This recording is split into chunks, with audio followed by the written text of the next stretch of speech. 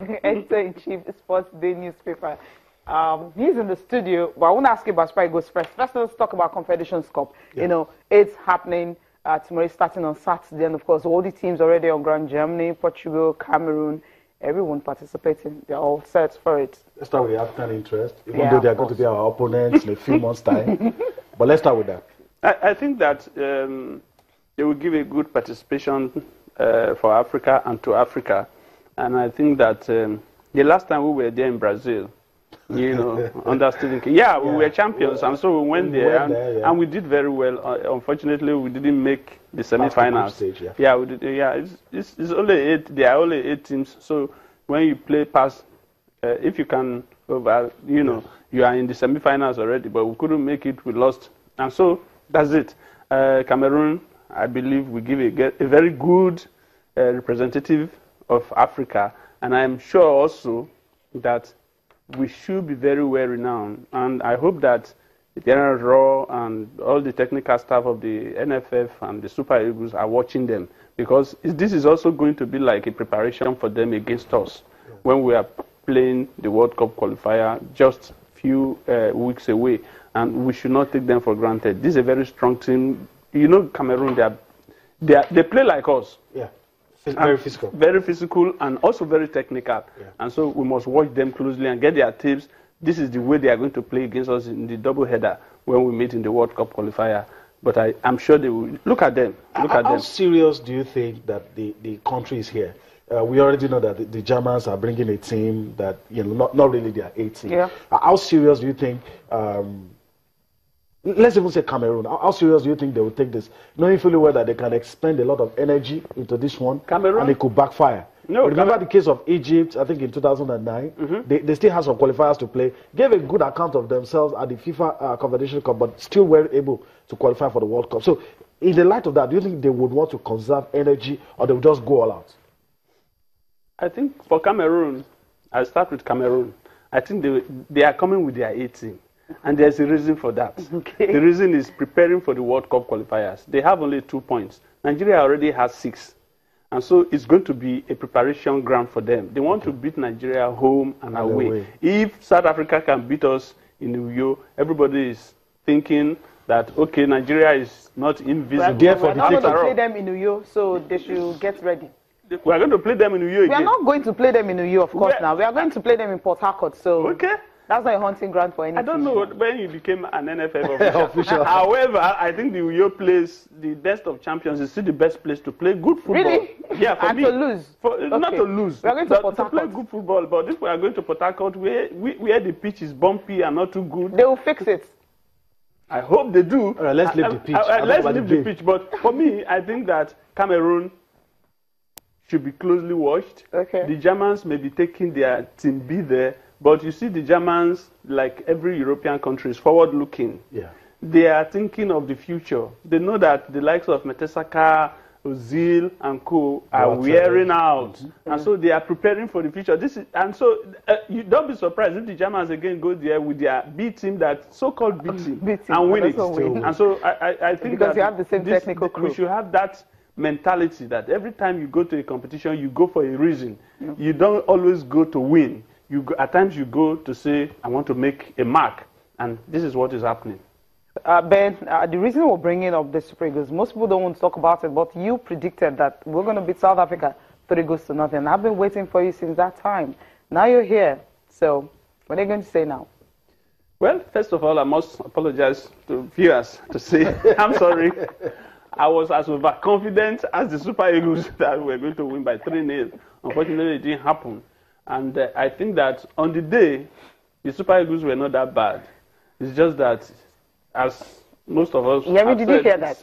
Yeah, they were not that bad. Finish. Yeah, okay, let him finish. They were not that bad. It's just that on the day, you have a bad day in the work office. Okay. And so we couldn't even nick a goal. However, I think that the team should not be condemned. What we need now is positivism, on the way forward.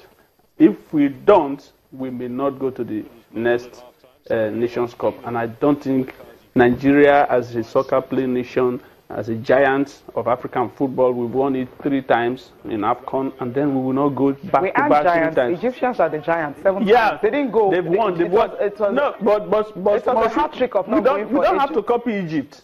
We have our own. I spoke to the NFF president in the course of the week when the Nigerian Association of Professional Footballers opened their house in Ikeja, and he was so concerned, but he was also confident. Concerned and confident. How bad was it? It wasn't that bad. It wasn't that bad. Okay. I'm telling you. Yes, we just talked about the German national team going to the Confed Cup with a team B. This is not our team B. It's almost our team A. I'm telling you, it's almost our team A. It's just that the experience again was lacking.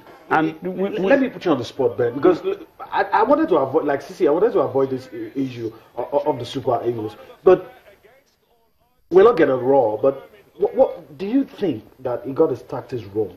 That's the first thing I want to say. Do you think he got it wrong?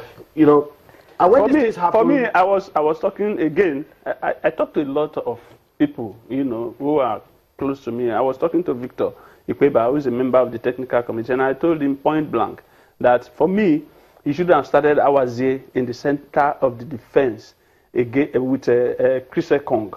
I think that you should have started Omero Kenneth with him because Omero is used to Chris Ekong and more experience. And so, but again, you see, there are a lot of players also who are experienced that are being shut out because they belong to the past regime, quote and unquote. And these players are still very good. So you should bring them back. Let's focus on the ones that he had, because I think, I don't know, you know, when we saw the list, we felt, okay, these guys are good enough. We even said if these guys cannot beat South Africa, then we should forget qualifying for the Nations Cup. That's what we said on this program. Now, the players he had at his disposal, Henry Oyekuru, John Ogu, and so many of them, and some of them were not even listed, you know. I feel those players he had at his disposal, he can actually use those players and win games. They were good, yes, absolutely. But I also think that, you know, where we have the problem is in the goalkeeping department and, of course, defense. You cannot leave a certain Godfrey Obabona out. You know, he's very good. He played almost all his... Forget that his club may have been relegated, but he played almost all through the season. That means match fitness is there. It's there. Okay. You should call him and say, come and play.